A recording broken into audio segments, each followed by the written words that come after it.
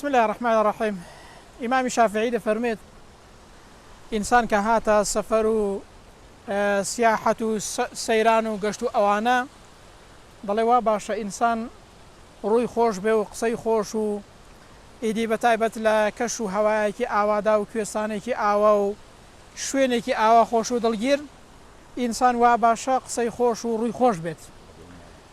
بەڵام تەبعەن ئەو قسە خۆشە و ئەو ڕووخۆشیە ئەو قسە خۆشانە لە سنووری خۆیدا، یعنی وەکو بڵێ لە سنووری شەرع نەچێتە دەرێ. تەبعەن پێغەمبەر صلی الله علیه وسلم زۆر جاران سوحبەتی کردووە و قسەی خۆشی کردووە لەگەڵ هاوڵان، بەڵام وەکو ئەبوو هورەیرە دەگەڕێتەوە دەفەرمێ گوتمان ئەی پێغەمبەری خوا صلی الله علیه وسلم ئایا سوحبەت و گاڵتەمان لەگەڵ ناکەی؟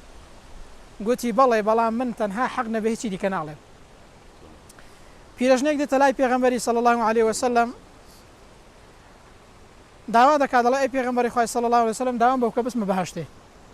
پێغەمبەر صلی الله علیه وسلم یانی زۆرێک لە گاڵتەی لەگەڵ دەکات، قسەیەکی سوحبەت و خۆشی بۆ ئەوەی کە یعنی هەم خۆشی بۆ هەم قسەکەش ڕاستە. جا پێغەمبەر دەفەرمێ پیرەژنە ناسنە بەهەشتێ. سبحان الله، ینی دەست دەکاتە گریانێ و دەڕوایانی زۆر ناڕەحەت دەبێت.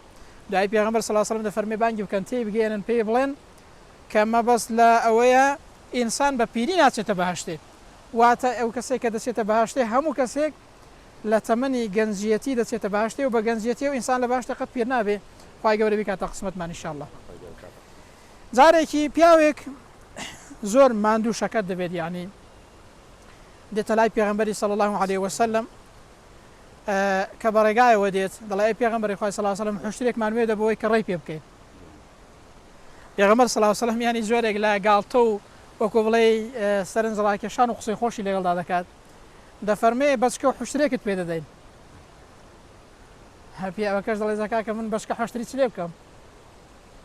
بەشکە حوشتری چ لێ بکەم؟ یعنی ئەو پیاوە وا تێدەگات کە پێغەمبەر مەبەستی ئەوە بێ حوشتێکی گچکە، ینی بەچکەی حوشتێکی پێ بدات.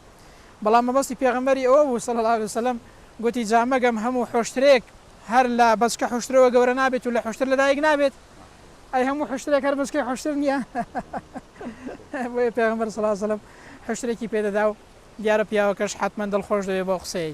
جا ئینسان ئاساییە قسەی خۆش و ڕووی خۆش بەتایبەت لەو شوێنە خۆش و سەرنجڕاکێشانە، بەڵام گرنگەوەی ئینسان لە سنووری شەریعەتدا بێ و پێغەمبەری صلی الله علیه وسلم لە چەندین فەرمایشدا گاڵتە و سوحبەتی زۆر جار لەگەڵ هاوڵان کردووە و قسەکە هەم ڕاست بووە هەمیش زۆرێک لە سوحبەت و گاڵتەی پێوە دیار بووە.